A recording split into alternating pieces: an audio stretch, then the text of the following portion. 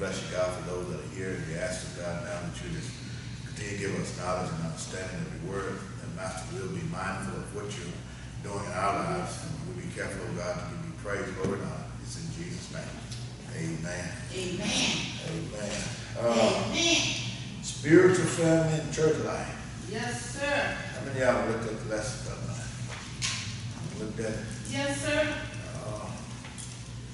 Yeah, I looked at it last 2 or 3 times today. And I tell you, it's a lesson. It is. Yeah, It is, that's for sure. that's for sure. Yes, sir.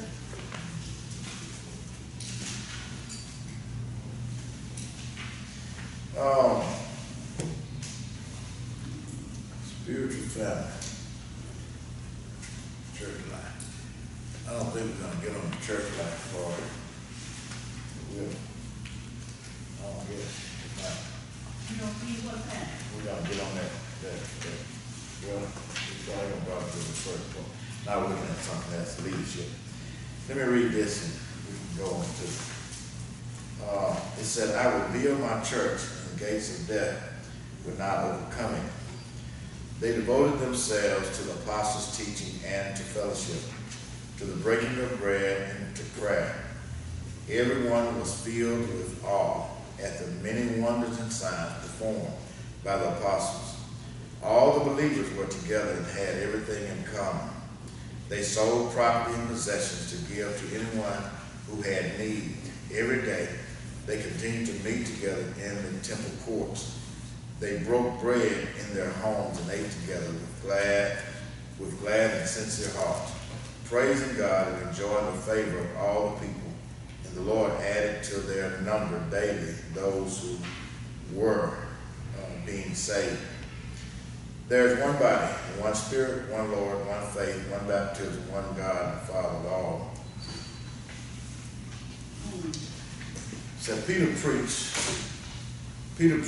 the very first sermon of the New Testament church. He called his listeners to repent, to be baptized, and to receive the Holy Spirit. All who responded were then added to the local body of believers called the church. Everyone who is saved, baptized, and filled with the Holy Spirit today should also become part of a church, a local community of believers. Why? Because we were not made to live the Christian life alone. We were not meant to follow God by ourselves, as well as you'll discover in this study. The early church did nearly everything in community. They didn't just meet together once a week. They shared life together. They taught one another, encouraged one another, and met each other's needs. Just as God determines our parents and other family members, He has also chosen the spiritual family that we are born into. The church is God's instrument for advancing His kingdom. He has no plan B. The church is the only legitimate setting for living the Christian faith. No long-term Lone Ranger can be a true disciple of Christ. All who truly desire to follow Christ must find their place in a church family. Woo! Amen. I like that part. He says, has no plan B. No plan B. Amen. Now, I got a question before we get to the other question. We had lesson 1, the victorious church. I got a question. How many of us are masters of deception? Masters of deception. Deception. Oh.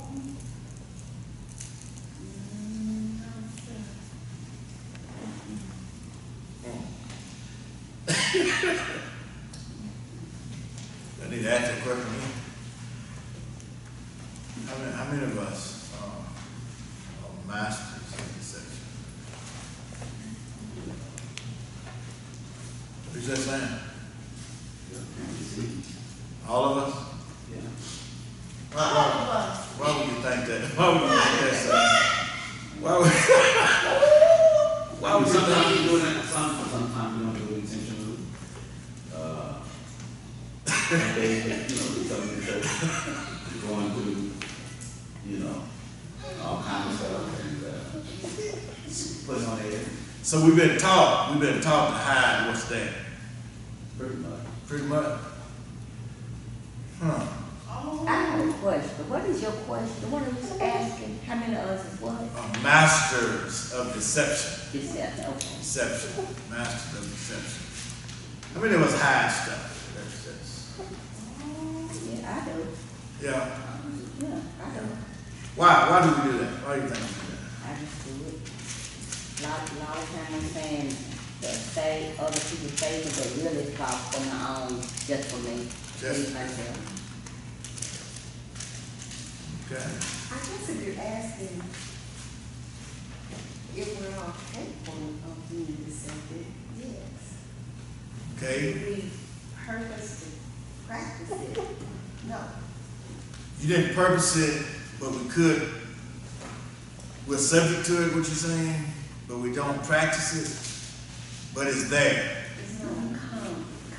It's not something that you get up wanting to do, Right. but it's there. Yeah, it's there. For me, it's there. It's there. It's there. Miss Park want to come out of the seat. I do. And Because when we babies, yes, we do that. But when we mature in Christ, we're supposed to be conscious of everything we do. We learn it every day. The Bible tells us, and if we say that we don't have it, then we deceiving ourselves. If you Now, say, we learn it every day. oh, I know that, sweetie. Now we not perfect, but we try to do the things that please God. I'm speaking for myself. I'm not perfect, but I'm doing the thing that please God. And I know for myself sometimes that I'm out of His will. I'm not doing what He's saying. But we strive to be. Right. right. Yeah, we strive. Yes, we do. We do So in our strive. striving, we be careful of the things that we do. now we're careful. We're careful, and I have to say this because I'm going somewhere with the question. We are striving and we are careful, but sometimes in our being careful, we're not conscious. Really? A lot of times, because see, it's some things we do that we've done so long. We've done it so long that we just believe that it's okay. Right. We're not conscious of the fact that I did it. It's like I can hurt somebody's feelings and I'm not conscious because I've said it so long and nobody said that to me. And so I've done it over the years. And so it just slides on. But we have to be conscious of where we are. And no, I don't want to do it, but yet I do it. Now, when I looked at the lesson today, I looked at something, and it's a part of the lesson, because I oftentimes tell the church that we ought to be able to do things as a church body. We ought to do things kingdom. And so if I don't get any questions, that's fine. But I want to say is that when I'm looking at the lesson, I looked at how deceptive as well as how misleading and selfish we as Christians are. Okay. And I said it for this reason, that the Bible says that we ought to be able to help. We ought to meet people's needs. We are believers. We say we love God. We say we love each other. We are family in Christ. But we don't actually, how would I put that? And I said this to a friend of mine this morning. We don't actually give and hear God in obedience when it comes down to doing something for somebody else. Okay. We don't ever, and I said this yesterday.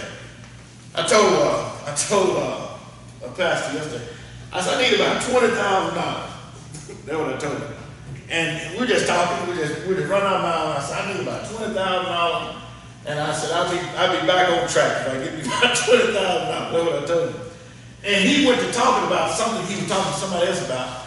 And he said to me, he said, yeah, I told him I had $20,000 in my pocket. And he kept talking. He wasn't conscious that I had just said I need $20,000. Okay.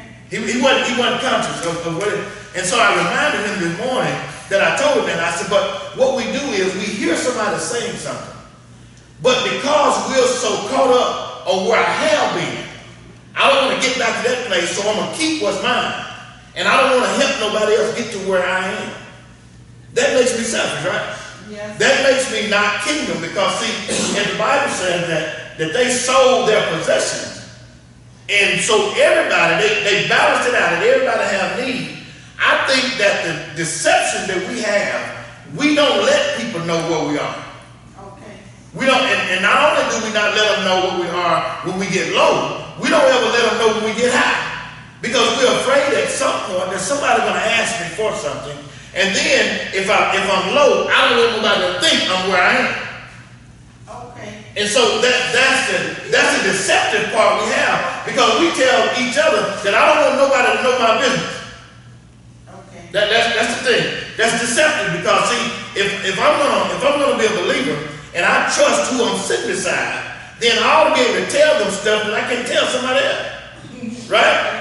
And so we're so prone in where we are, because see, when you look at what this lesson here is saying, it said they devoted themselves to apostle teaching and to fellowship, to breaking of the bread and prayer. Everyone was filled with awe, and many wonders and signs performed by the apostles. All the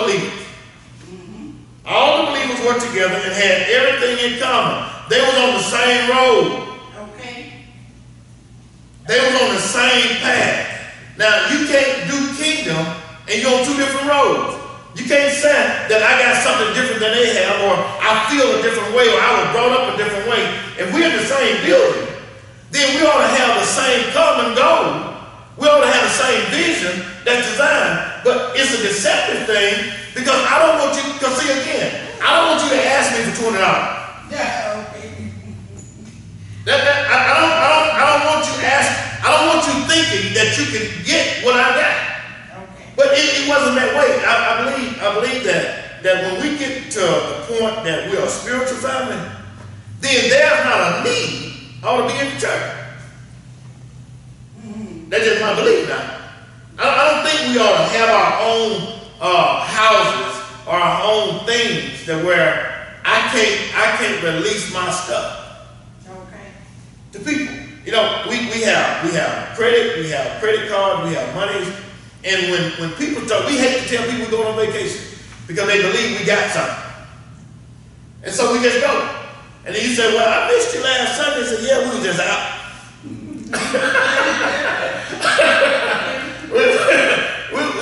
You can't say I went here, I went there, because that's my business. That's my business. And so, but if we got everything common, we're on the same road, the same path. Shouldn't everybody in the body of Christ, we shouldn't suffer? That's true. Because the old folk used to say this, and they said, well, that's the old folk prayer. They used to pray and said, Lord, if one fall, let all of us fall. Okay. They used to say that prayer, didn't they? Yes. If one hurt, let all of us hurt. Because they wanted to feel that, they wanted to feel the effect that was there. And so we're going to be spiritual family. When you say spiritual, first of all, you got to be in God. But when you say family, we're connected. There's a connection there with family. And so we got so many entities when it comes to church. And when you think about even here, you got 60 people, 50 people, 40 people, but you got 10 separate entities. Okay. Okay. Amen. All right. Because see, if we can't come together as a people to where, see, even when you start fellowshipping, people leave without fellowship. They don't speak, they don't hug, they don't kiss, they don't nothing. They gone. Okay. I mean, they gone. There's no fellowship. There's no fellowship. And so how do you say that I'm a spiritual family and there's no fellowship? What sign do I have? Okay. What sign do I show that carnal-minded man or carnal-minded woman? Okay. You know, how many of us ever been broke? Yeah. Well, you think about once you get broke, you say, I don't want to do that again. Right? Okay. And so we make provisions not to do it again. Yeah. But it's not something that you won't do it again, but you try to make provision. Yeah. Now, and so what you do is you start not hearing God when God actually starts telling you to give. So when the boy is on the corner, he got the sign, so I work for food. we got in our mind that they ought to get them a job. When somebody is sleeping up on the bridge, we think that's terrible that they got to sleep up on that bridge. But how many of us have ever felt what they feel? How many of us understand why they're sleeping up on the bridge? How many of us understand that I might not have nowhere to stay? I'm homeless. And I just want to tell you, because you don't know how to accept it. You know how many people that we talk to daily, that we tell our problems, they can't accept our problems? Isn't that the truth? But yet we're a kingdom. And so if I'm kingdom and God put them in my path, if I'm a spiritual family, shouldn't I meet the need of that spiritual? Because he's dirty and ugly and nasty, that don't mean he don't know God. Right?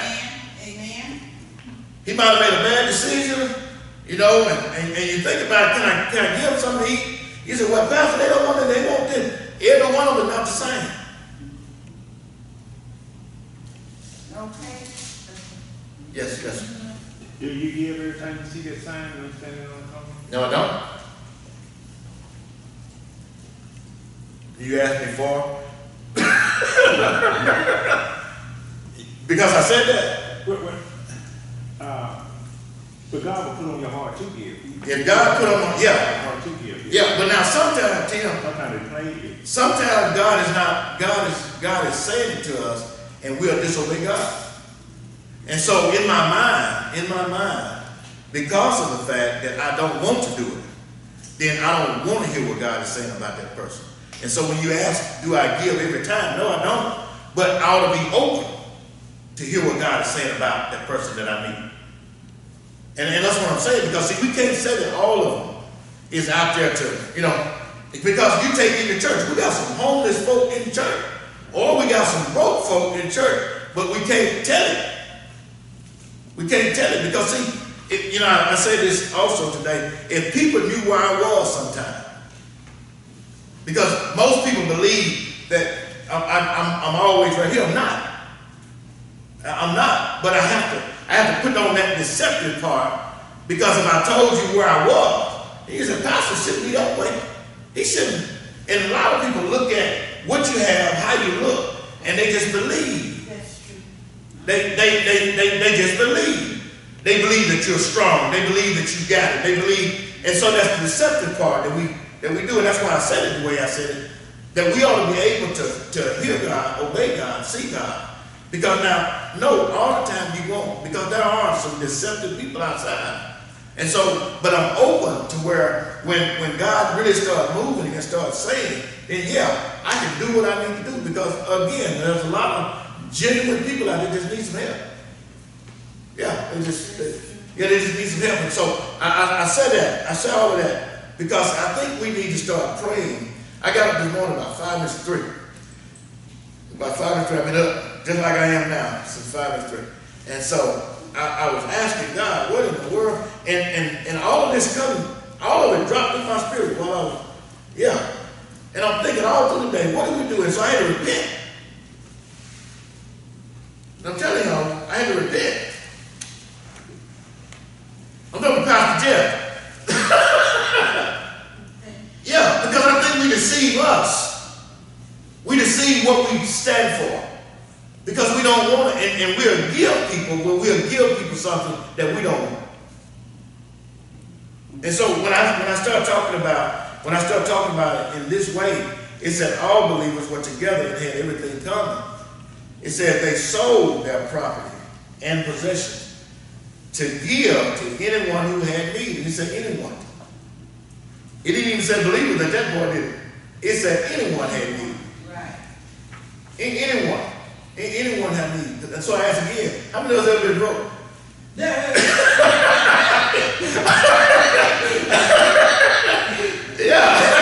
a lot of times, you know, and it's a mental thing.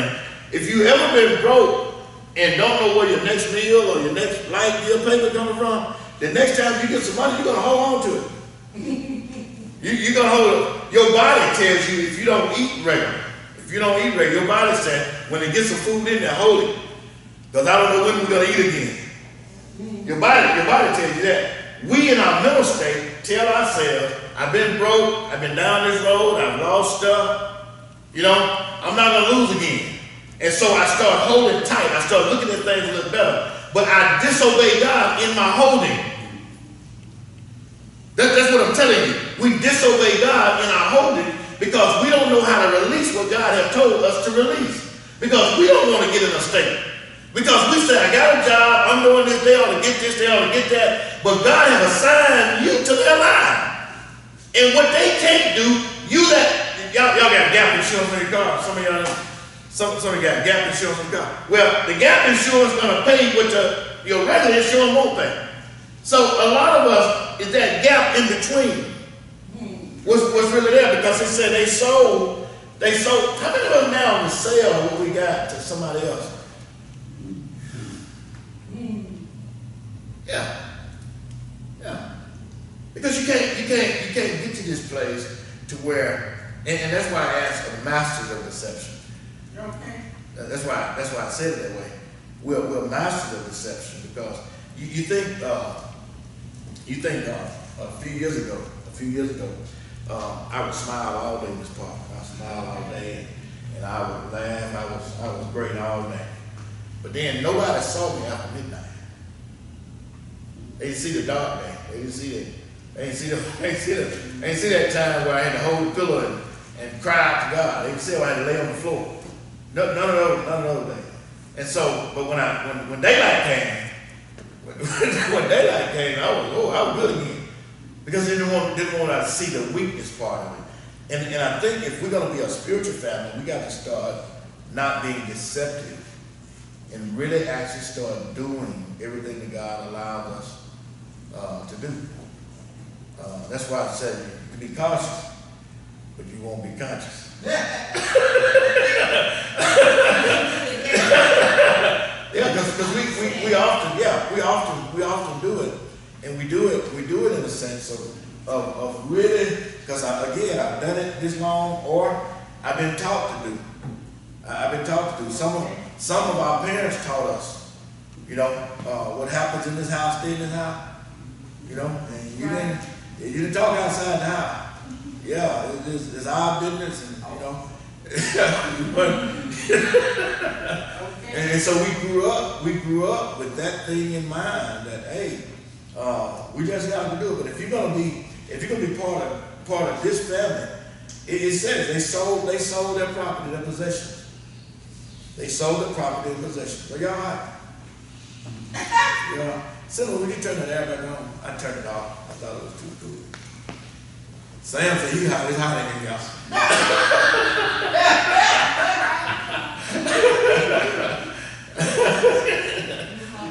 Thank you, Sam. Y'all know how? You know how? Y'all know how? I'm about to burn up. This ain't about free. This is what you're saying, Pastor. The Bible has a word, it's called pride. And pride we recognize out of self-sufficiency. There's also a word called humility. That's when we recognize our insufficiency. And, the temptation is there's some too proud to beg. Right. Too proud to beg Christ for what we need. We think because, we're supposed to say, sanctified, filled with the Holy Ghost, that we don't go through things. We go through things. I don't think it's a thing of deception in some Christians. We have to believe and trust God. We ask God for our needs. God, here I am. I'm empty. I'm at my most state of humility. I'm empty, God. And I go before God. And I cry. I beg to God on my knees. It's just like the widow woman with John. She had nothing. She lost her husband, and they would come to take her children because she couldn't pay her bills, and they were going to turn into slaves. And, women, when we think about somebody coming out of our children, you come out bringing out the mama bear and the woman. You bring out the bear and the woman when you're talking about missing her kids. So this lady, it's not like she went to church or Bible study to get answers, but she needed to hear a word from God, so she went to the prophet Elijah. And she had nothing but for him to sit and tell her, what do you want me to do? Then he said, what do you have in your house? She said, all I have is a jar of oil. And so then he tells her to go to the neighbors and ask for their empty pots and pans and jars. So you already empty, and then you've been commissioned to go out and ask for somebody else's emptiness. You talking about emptiness. But when we become committed to the word of God, and kingdom as children of God, we become committed to the word of God. I think, you know, I tell people all the time, I might be broke, but I promise you ain't gonna never tell I'm broke. It's not that I'm being prideful, but I'm trusting God because I know what I need to do. However, you have some people, their attitude, they putting on this facade of deceiving you to make you think everything is okay and fine and dandy, and then they get that attitude, you're not supposed to go bad day, you're not supposed to go through anything. But when we become committed to the word of God, even in our empty state, it's okay to keep a smile on the face. It's okay to still get up and dress up and not looking or acting like what you're really going through. It's okay to be empty because you trust in God. When we trust God and we be committed to His word, God will allow His power to overflow in us. We will have a greater power, a greater glory to overflow in us. That now I know I'm trusting God and He's taking care of me. Now I'm in a position where I can help somebody else. It's just like what she did what the prophet told her to do. God not only blessed her to pay for her bills, but God blessed her to retire off her profit that she made from the oil. And guess what? When we be obedient, just like she took all the pots, she kept pouring it on. He never said how much she had, but he said she was able to fill all the jars. She told her son, bring this more. He said, it's not no more. And when there was no more, the flow of the oil stopped. And so we commit to God. When we get in that state of humility, God, I don't have all that it takes. God, I have insufficiency. I'm not always sufficient. God will bless us in the abundance. And until we get that in our mind, until we get it like, we process that, we get it pinpoint, we're going to see a difference in our church home. We're going to see a difference. People are not going to try to run out of the church. They're going to want to fellowship. They're going to want to help one another. If Mother Carter struggling with her life here, she need to be able to come tell me. And if I have it, it's a sin for me not to give it to her. I think that's what you're saying, right, Pastor? If we can bless people, we don't bless people because we're in our own self-sufficient. I didn't have a man, you need to go count yours. I got mine, you need to go get yours. That is the wrong attitude as a kingdom citizen. And so when we really get that process, I think we'll see a difference in our church. That's when it's going to spread on outside of the community. We can't take it out there, we don't know how to do it right here. Okay.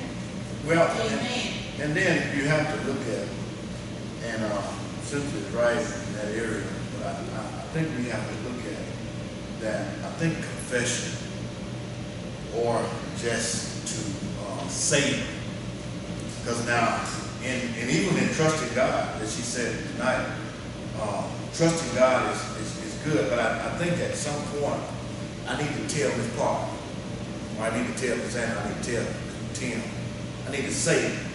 I need to say it to, I need to say it. Because see, I can say it to God, and I'm good. But when I start saying it to people, I can say it to my brothers and my sisters, because see, when the growth and the strength of it is that sometimes that person that's going through don't ever know that I've been through it until I start saying it. And so that's where, and Cynthia said something a few minutes ago, and it quickened something in my spirit. Do you realize that when we start actually running into church, something excites me? Okay. Ministry excites me. I don't open the doors of the church here. People ought to want to be a part. Amen. They ought to want to be a part of where you are, but they got to see the realness of where you are. And a lot of people say, why you open? It's not that I don't open the door of church. The door of church is always open. You can always join. You can always come.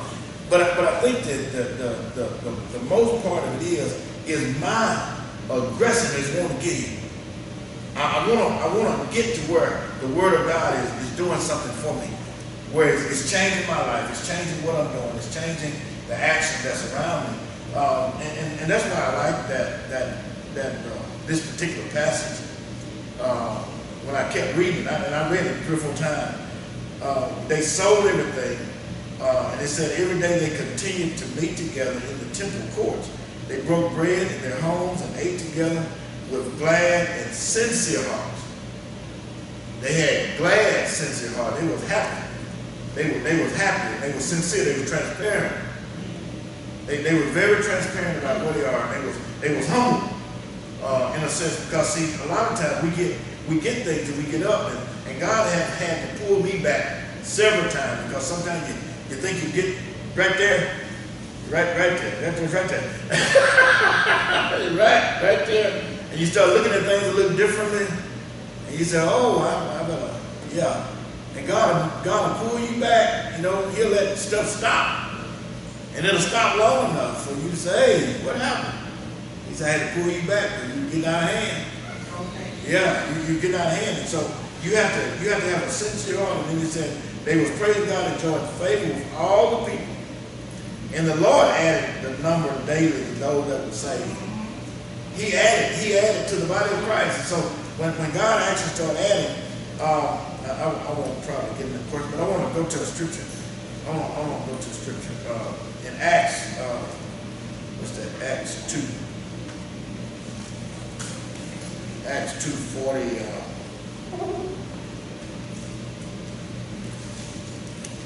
And it's the same scripture I'm at right now. But I'm going to read it out of King James. It said, then they gladly received his word, were baptized, and the same day there were added unto them about 3,000 souls. And they continued steadfast in the apostles' doctrine, in fellowship, in breaking of bread, and prayer. And fear came upon every soul.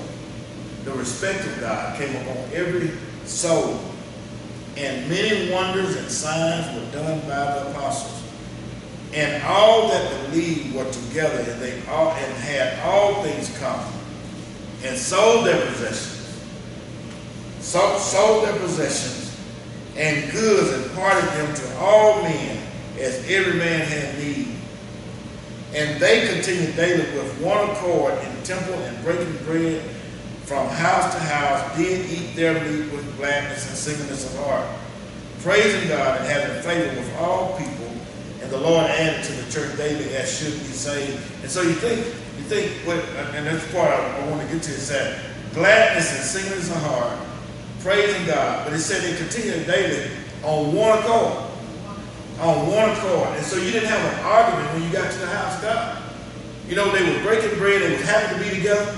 And they did this daily. They didn't do this just on Tuesday night, they didn't just do it on Sunday morning. But they did it, and I said this, Sam and I met with some guys from Indiana last night, and they want to have a faith and healing service in August here in Jackson. And but just thinking about it, we were sitting there at the table there at Iron Horse Grill last night, and just talking, and just like we had, Sam knew one of them, but I hadn't met nobody.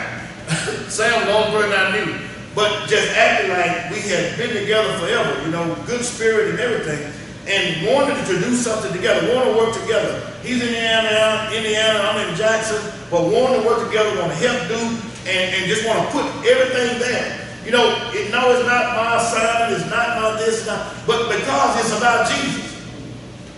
It's about Jesus. We want to do things together because, and when you start looking at spiritual family, the next part of Ephesians says, there is one body, one spirit, one Lord, one faith, one baptism, one God and Father of all.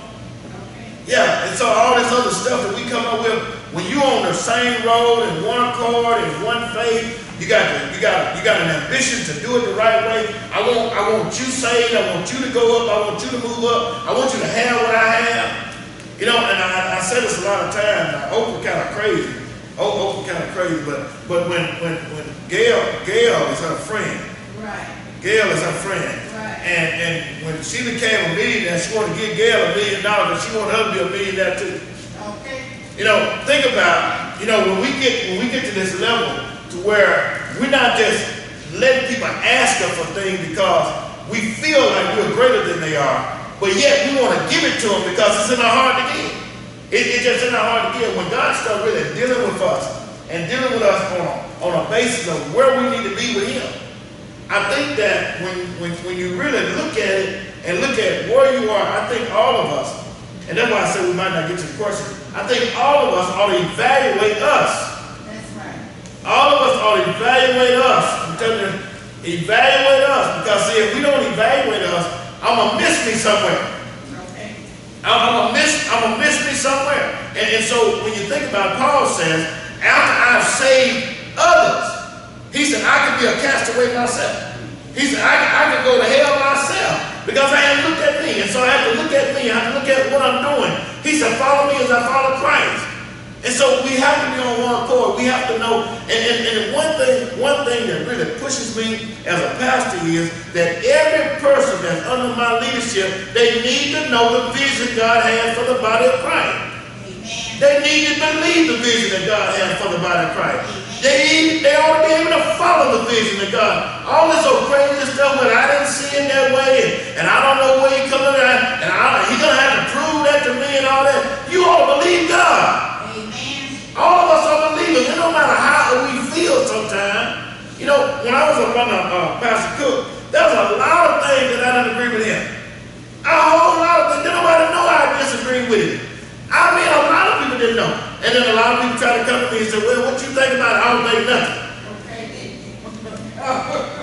I didn't think nothing because you wanted to get me in that whatever he was saying, I had to agree. And if I disagreed, I would have asked him, what was he talking about?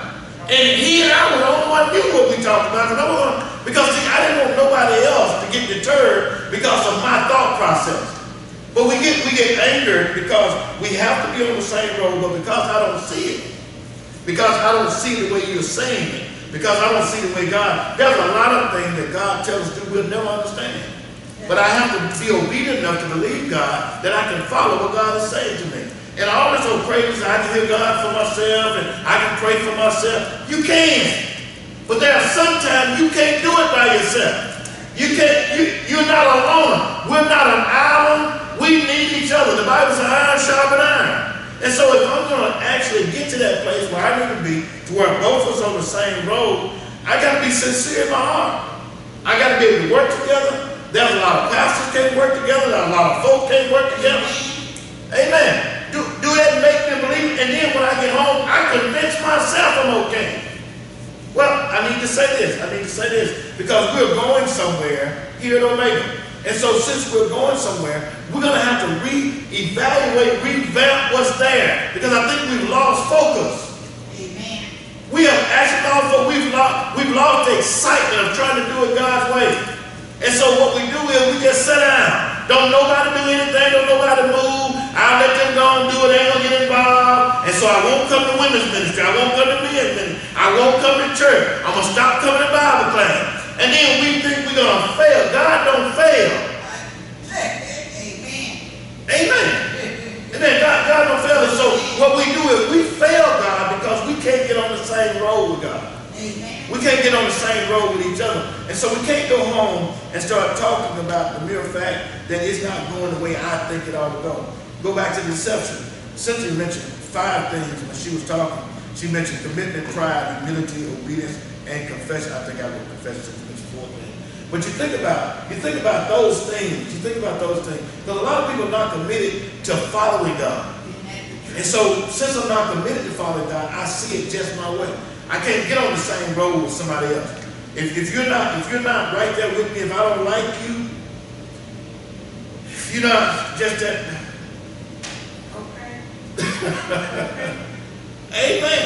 Amen. Amen. I don't do clicks. I don't do things that we just, no, we can't just do it in the church that way. And so you got to be committed. And in your commitment, you got to be excited about it. Amen. You got to be excited. If you don't have a passion for what you're doing, you ain't gonna do it. I tell people I was called to pastor. You were. I was called to this. Because if I had a decision to do it myself, I'd be that.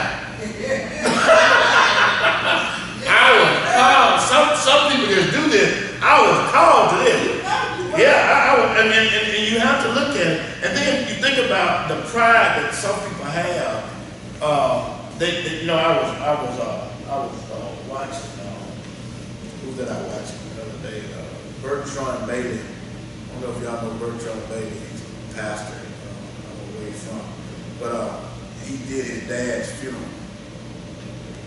And that rascal said, word, good God of mercy. But he could have took any opportunity to get arrogant.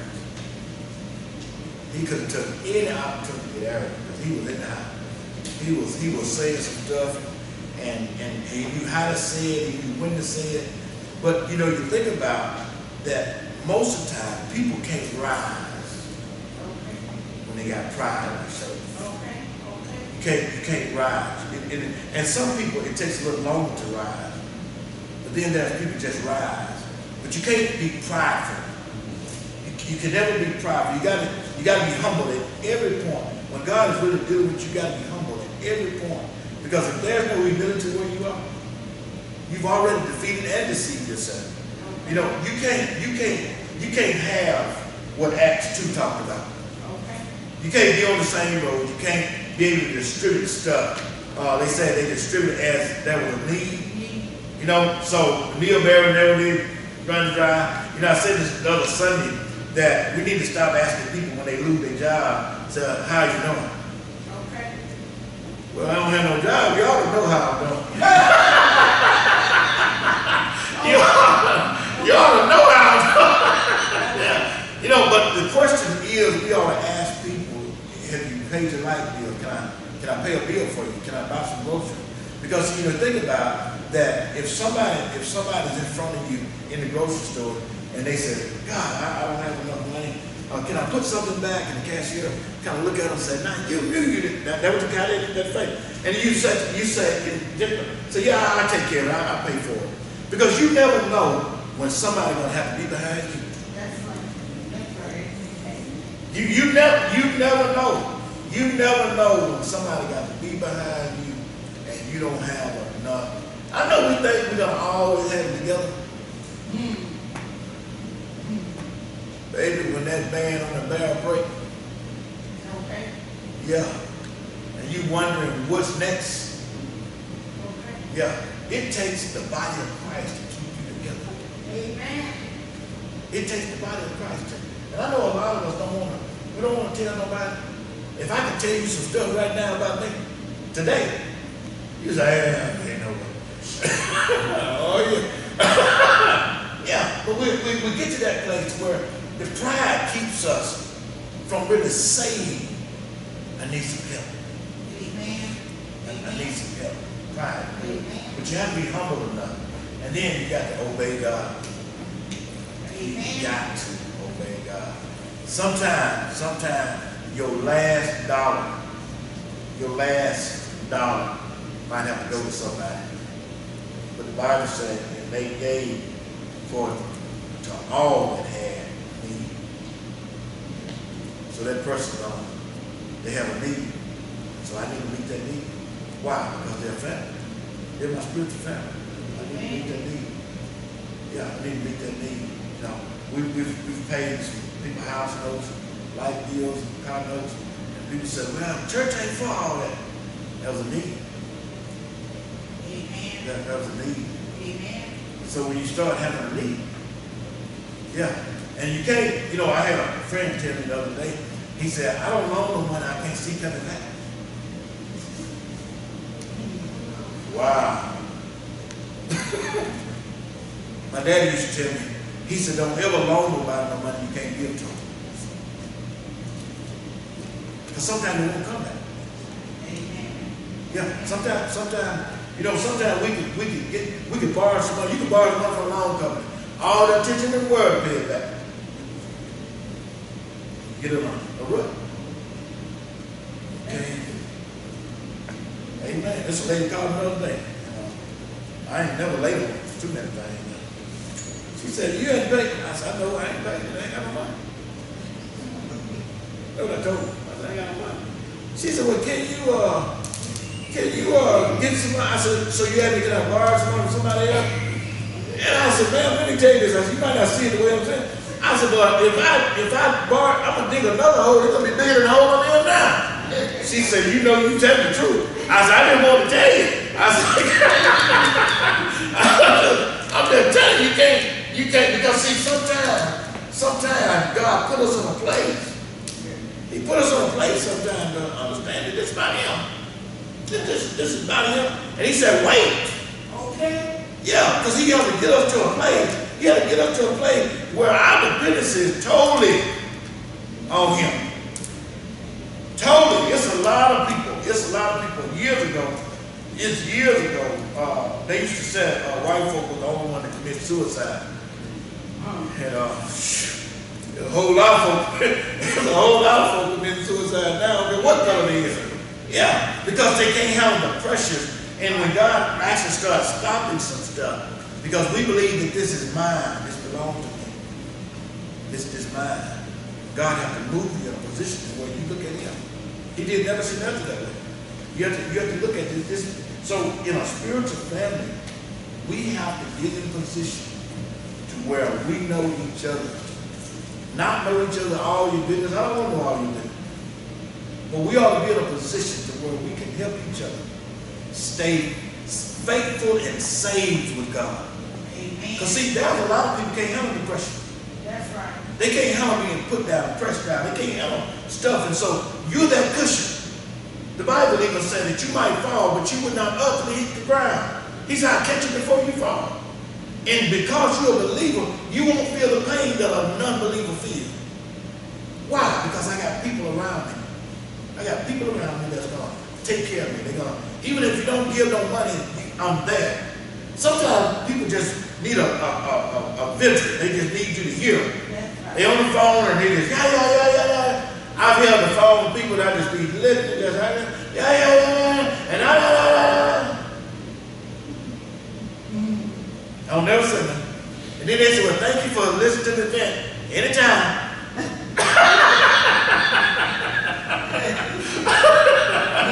Because sometimes they just need somebody here. That's right. And I know you said, well, they might cuss or something like that. Listen, just listen. Don't judge them. Tell you. Why? Because sometimes they get to that place, but because we're spiritual brothers and sisters, whatever your need is, I need us to get this. I need us to get this. Amen. I need us to get this. Amen. Yeah, whatever our need is, because we are spiritual brothers and sisters, we're not enemies to each other. Amen. We're not enemies to each other. We're not, let me say it again. We're not enemies to each other. We're a spiritual family. Me and my brother used to fight all the time. We would fight. My dad used to come in there and pull us apart. But you better not hit him outside the house.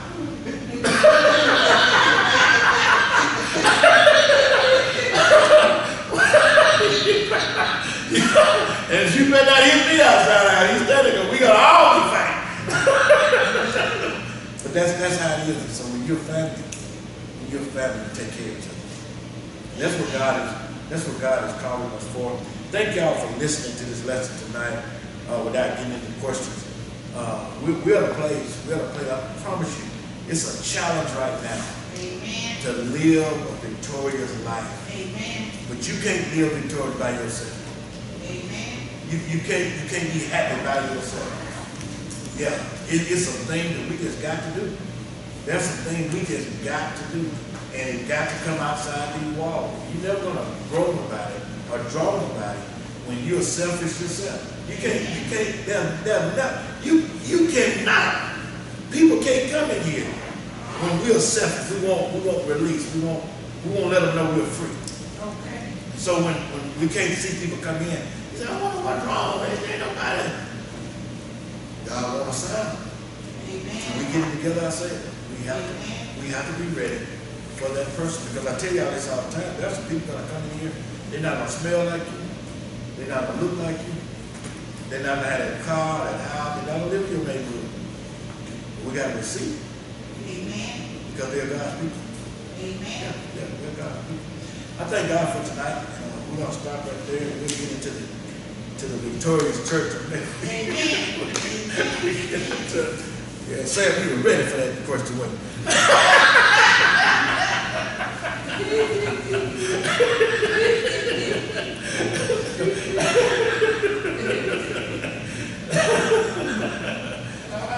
But it was still all right, wasn't it, Sam? Save it for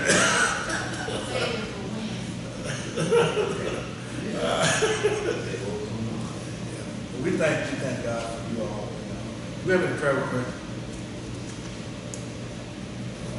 pray for me.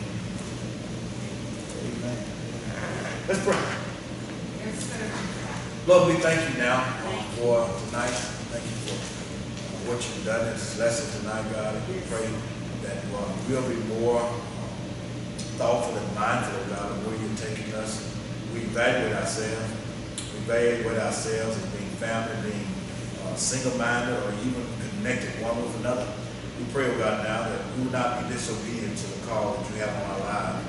We pray, God, now that as the apostles broke bread and the people believed what they said, oh God, and they came together, they sold their possessions, that everybody might have a need, their needs met, God. And so we pray, God, tonight that as we look at ourselves, look at our surroundings, look at the people around us, oh God, would they be family or would they be enemies to us? And then, Master, would they be an asset? Master, we thank you, God, now. Lord, we thank you, Master, for all that you give unto us. Because in being an asset or a liability, oh God, we continue to understand you. Can understand where you place, oh God, because we have to be committed, we have to be obedient, we have to be consistent to the call and the call that's on our lives. So God, because we're together tonight, we pray, oh God, now that our hearts will be together, will be genuine, will be true, oh God, will be graceful, as well as we give you praise, oh God, for the benefit of you saving us and turning us around, oh God, sanctifying our spirit, oh God, Master, giving us a new outlook and a new way, oh God, and Master, we can see others in an open mind and an open spirit, God. We pray, Master, now that as we look at others in our outside of the church world, oh God, we pray, Master, now that we'll look at them in a different way now. We'll look at the need, and then we'll be open, oh God, to hear what you're saying about them for us.